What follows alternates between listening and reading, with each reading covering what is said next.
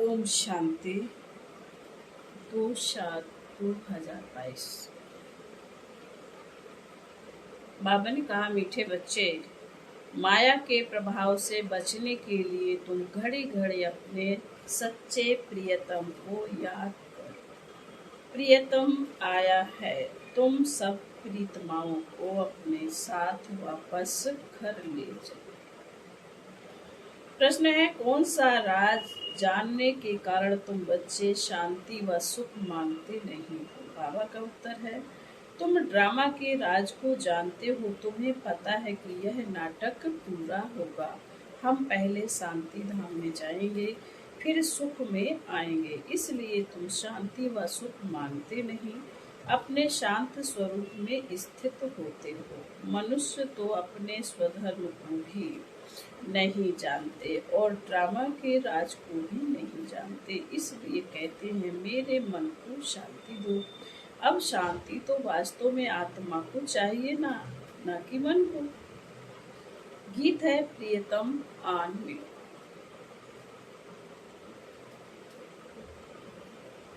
ओम शांति। जैसे शास्त्रों में कोई कोई बात समझ में आती है, उसमें भी गीता में कोई कोई बात ठीक है, राइट है, वैसे गीतों में भी है। अब प्रियतम अक्षर तो ठीक कहाँ है, परंतु जियरा बुलावे। जियरा यानी शरीर तो बुलाते नहीं। जीव में रहने वाली आत्मा बुलाती है, क्योंकि आत्मा ही दुखी है। पतित आत्मा कहा जाता है ना। आत्मा में ही खाद पड़ती है, आत्मा ही सतो प्रधान, आत्मा ही तमो प्रधान बनती है।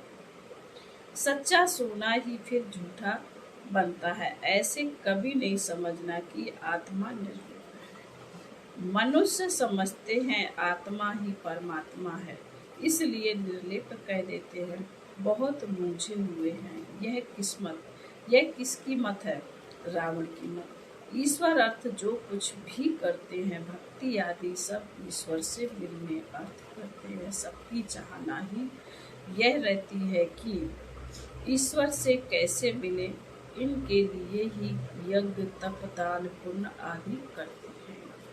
फिर भी ईश्वर तो मिलता नहीं। अगर ईश्वर मिलता तो तीर्थों पर नहीं जाते। समझो, किसी को मूर्ति का साक्षात्कार हो जाता है, परंतु वह भी ईश्वर तो नहीं मिला ना। ईश्वर को सब पुकारते हैं, हे पतित पावन, हे प्रियतम आओ। क्योंकि आत्मा को दुख होता है, शरीर को चोट लगती है तो आत्मा को दुख फील होता है। आत्मा शरीर से निकल जाती है, फिर शरीर को कुछ भी करो तो आत्मा को कुछ लगता होगा। आत्मा और शरीर कंबाइंड है तो आत्मा को फील होता है। तुम बच्चे जानते हो, सतयुग में कोई दुख नहीं होता, क्योंकि वहाँ तो माया का राज्य ही नहीं होता। तुम पुरुषार्थ करते हो स्वर्ग में चलने का, जहाँ माया नहीं। यह माया का राज्य पूरा होने वाला है। मनुष्य तो बेचारे कुछ भी नहीं जानते। कहते हैं, मन को शांति नहीं। यह नहीं कहते कि आत्मा को शांति नहीं, मन के लिए ही कह देते हैं। आत्मा में ही मन बुद्धि है। आत्मा कहती है, हमको शांति चाहिए। ऐसे नहीं कि मन को शांति चाहिए, आत्मा शांति चाहती है। यह भी समझते हैं हम आत्मा परम धाम से आते हैं। इस शरीर में आत्मा को आर्गन्स मिलते हैं। आत्मा कहती है, प्रियतम आन मिलो। जियरा दुखी है। अब जीव और मन में कितना फर्क है। मन और बुद्धि आत्मा की शक्तियां हैं और यह शरीर आर्गन से। इन बातों को और कोई नहीं जानते। वास्तव आत्मा का नाम लेना चाहिए। शांति आत्मा को चाहिए। अब आत्मा आर्गन्स द्वारा विकर्मों पर जीत पा रही है, ऐसे नहीं कि मन पर जीत पा रही है। नहीं, माया पर जीत पाते हैं। परमपिता परमात्मा की श्रीमत से, बाकी मन को शांति चाहिए। यह कहना भी रोंग है, ऐसे नहीं कि मन को सुख चाहिए। आत्मा शांति मांगती है क्योंकि उनको अपना शांति धाम याद आता है। अभी तुम बच्चे आत्मा और परमात्मा के भेद को जान गए हो। बाप कहते हैं, हे प्रीतिमाएं, अपने प्रियतम को घड़ी घड़ी याद करते रहो। प्रीतम भी जानते हैं कि इन पर माया का बहुत वार है। घड़ी घड़ी माया भुला करते हैं अभिमानियों के याद। आत्मा को पहचान मिलती है, हम शांति स्वरूप हैं। आत्मा का स्वधर्म ही है शांति। स्वधर्म को भूल आत्मा दुखी होकर पुकारती है। हमको शांति चाहिए, मुक्ति चाहिए। शांति के बाद फिर है सुख। सन्यासी तो ड्रामा के राज को जानते नहीं, शांति देश को भी नहीं जानते। तुमको पक्का पक्का निश्चय है कि हम आत्मा शांति धाम की रहने वाली है। हमने 84 जन्मों का पार्ट बजाया है, अब पार्ट पूरा हुआ है। वह यह आत्मा कहती है, प्रीतम हमको मिला है। भक्ति मार्ग में सब प्रियतम को याद करते हैं। सच्चा प्रीतम एक है, एक का ही नाम लेते हैं। तुम सब समझते हो हमको प्रीतम मिला हुआ है, अभी इस साधारण तन में बैठे हैं। इनका नाम ब्रह्मा है। तुम ब्रह्मा कुमार कुमारियां हो, सबको यह समझाओ। ब्रह्मा कुमार कुमारियों के आगे प्रजापिता अक्षर ना आने से यह मूर्छ हो जाती है। प्रजापिता अक्षर ना होने से मनुष्य समझ नहीं सकते। प्रजापिता को तो सब जानते हैं, ब्रह्मा को फिर सूक्ष्म वतनवासी समझ लेते हैं। तुम प्रजापिता ब्रह्मा कहेंगे तो समझेंगे, प्रजापिता ब्रह्मा कुमार कुमारियां बरोबर हैं। इसलिए पूछा जाता है, प्रजापिता से तुम्हारा क्या संबंध है? पिता अक्षर तो पहले ही है।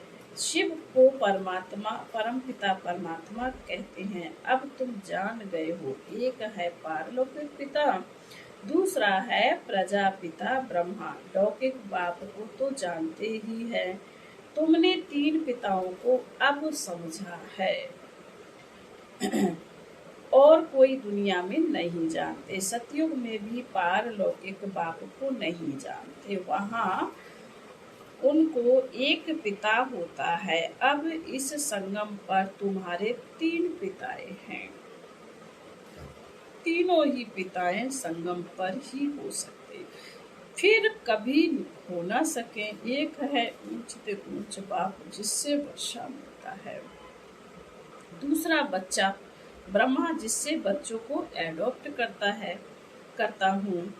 ब्रह्मा मुख वंशावली गाए हुए हैं। वह ब्राह्मण लोग सिर्फ कहते हैं हम ब्रह्मा की औलाद हैं, परंतु ऐसा नहीं समझते कि हम ब्रह्मा की मुख वंशावली हैं। वह तो है ही मुख वंशावली। मुख वंशावली सिर्फ इस समय ही होते हैं, शिव के लिए मुख वंशावली नहीं कहेंगे। उनको सब फादर मानते हैं। 3 पिताएं हैं, शिव बाबा की और प्रजापिता ब्रह्मा की सब संतान। लौकिक में तो है ही, तो यह पक्का याद करना चाहिए कि फिर समझाया जाता है, परम पिता शिव बाबा का कोई बाप टीचर नहीं। यह भी उस बाप को याद करते हैं, वही परम पिता भी है, परम शिक्षक भी है। रोज शिक्षा दे रहे हैं भिन्न भिन्न प्रकार की। तुम जानते हो कि प्रियतम हम प्रीतमाओं को बैठ समझाते हैं। वही पतित पावन है, हमको ले जाने लिए आए हैं, दुख से छुड़ाते हैं। तुम जानते हो अब यह दुख की नगरी बदली होकर सुख की होगी। रावण राज्य खत्म होना है आखिरी मौत से। मौत तो आएगा जरूर, बाबा कह रहे आखिरी में मौत तो आएगा जरूर।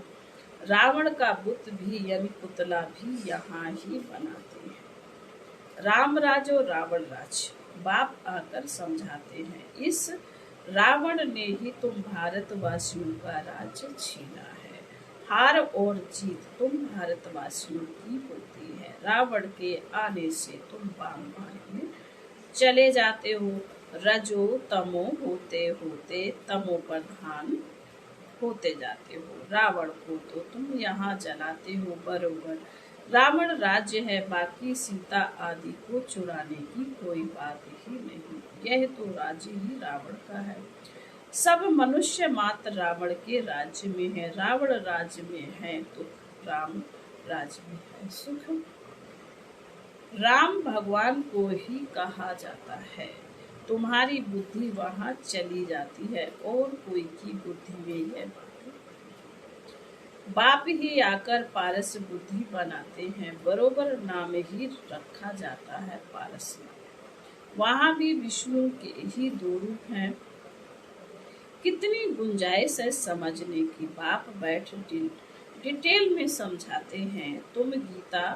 तुम गीत का एक अक्षर सुनने से ही जाग जाएंगे। कोई कोई गीत अच्छे हैं। तुम अब यात्रा पर जा रहे हो, जानते हो रूहानी यात्रा हम ही करते हैं बरोबर। हम सब आत्माओं का पंडा एक ही है। अब तुमको दुख से लिबरेट कर ले जाते हैं। सभी का गाइड वह एक ही है। सबको वापस मुक्ति धाम में ले जाने खुद आते हैं, जबकि इनको सबकी सदगति करने आना ही है। तो जरूर किस रूप में आएंगे ना, घर बैठे इनको आना है बरोबर। शिवरात्रि गाई जाती है। कोई से भी पूछो कि शिव तो निराकार है, फिर उनकी रात्रि कैसे होती है। जिनका नाम और रूप नहीं है, फिर उनकी रात्रि कैसे होती है। लीला भी दिखाते हैं। उनका नाम भी है, रूप भी है, देश भी है, समय भी है। उनकी महिमा भी गाते हैं। सुख का सागर तो जरूर सुख देंगे ना। अभी सब पतित हैं। जो गुणवान हैं उन्हों के आगे जाकर गाते हैं। हमारे में कोई गुण नहीं, हम काले हैं। यह काली दुनिया है ना। काले बैंगन में कोई गुण नहीं। काले अर्थात सांवरे यानी पतित आदमियों में कोई गुण नहीं। गुण तो जो गोरे पावन हैं उनमें ही होंगे। तुम एक बाप से सुनते हो और कोई बात सुनते नहीं हो। एक दो को यही ज्ञान की पॉइंट सुनाओ, रिपीट कराओ। यहाँ जो सुख तुमको मिलता है, यहाँ जो धारणा होती है, वह बहुत अच्छी है। हॉस्पिटल में थोड़े दिन के लिए आते हो, कोई 4 दिन, कोई 6-8 दिन के लिए। बाबर का हॉस्टल में थोड़े दिन के लिए आते हो, कोई 4 दिन, कोई 6-8 दिन के लिए आते हैं। वह बैठ बाप से सुनते रहते। यह निश्चय हो जाए कि हम माता पिता के साथ घर में बैठे हैं।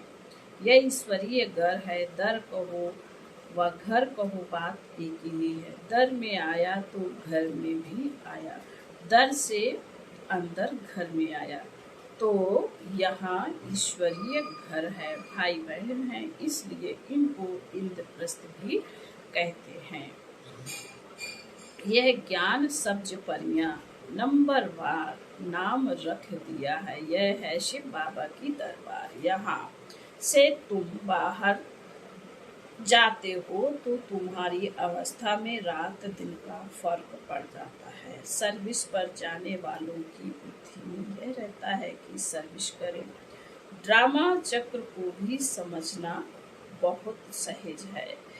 अब हम अब तैयारी कर रहे हैं। कखपन देते हैं बाबा, बदले में सब सोना दे देते हैं। ज्ञान मान सरोवर में तुम डुबकी लगाते हो। यह है इस पढ़ाई की बात, जिससे तुम स्वर्ग की परी बन जाते हो। बाकी परी और कोई चीज नहीं, पंख आदि नहीं। वहाँ के महल जेवर आदि कैसे अच्छे होंगे। अभी माया ने पंख तोड़ डाले हैं, उड़ नहीं सकते, यह समझने की बात है। समझाया जाता है आत्मा जैसे रॉकेट है, रॉकेट ऊपर में जाते हैं तो समझते हैं खुदा के नजदीक जाते हैं। अब खुदा वहाँ कोई बैठा है क्या? यह सारी पलट पलटन आत्माओं की जाती है। बाबा ने कहा खुदा क्या वहाँ बैठा है? यह सारी पलटन आत्माओं की जाती है। बुद्धि में आना चाहिए बाबा हमारा पढ़ना है। ढेर की ढेर आत्माओं को ले जाते हैं। बाप कहते हैं मेरा काम ही यह है, मैं सहज राजयोग और ज्ञान सिखलाता हूँ, मैं नॉलेजफुल हूँ, मैं आता तो हूँ ना, इनमें बैठ तुमको अपना परिचय देता हूँ। जैसे तुम्हारी आत्मा में 84 जन्मों का पार्ट है, तो मेरे में भी पार्ट है जो मैं रिपीट करता हूँ। तुम्हारा पार्ट जास्ती है, मैं तो आधा कल्प के लिए वानप्रस्थ में बैठ जाता हूँ। तुम्हारा ऑलराउंडर पार्ट है। कहते हैं भगवान को प्रेरणा आई सृष्टि रचने की, समझते नहीं हैं। बाप दादा कहते हैं मेरा पार्ट आता है, मैं तो इस साधारण तन में आकर तुमको राजयोग सिखलाता हूँ। मैं गर्भ में तो आऊंगा नहीं, जरूर मनुष्य तन में ही आकर राजयोग सिखलाऊंगा, या कक्ष मक्ष में आऊंगा? पूछ रहे बाबा। बाबा कहते हैं मैं गर्भ में तो आऊंगा नहीं, जरूर मनुष्य तन में ही आकर राजयोग सिखलाऊंगा, या कक्ष मक्ष में आऊंगा क्या? मैं पततों को पावन कैसे बनाता हूँ यह भी तुम जानते हो। शिक्षा बैठ देता हूँ, परमपिता परमात्मा आकर सहज राजयोग और ज्ञान सिखलाकर विश्व का मालिक बनाते हैं। इनको जादूगर भी कहते हैं, क्योंकि नर्क को स्वर्ग बना देते हैं, तुमको सारा ज्ञान अच्छी रीति समझाते रहते हैं। सृष्टि का विनाश कैसे होगा, यह आपस में कैसे लड़ेंगे, रक्त की नदियां कैसे बहेंगी, फिर दूध घी की नदियां बहेंगी, यह बाप बैठ समझाते हैं। पांडव लड़ते हैं क्या?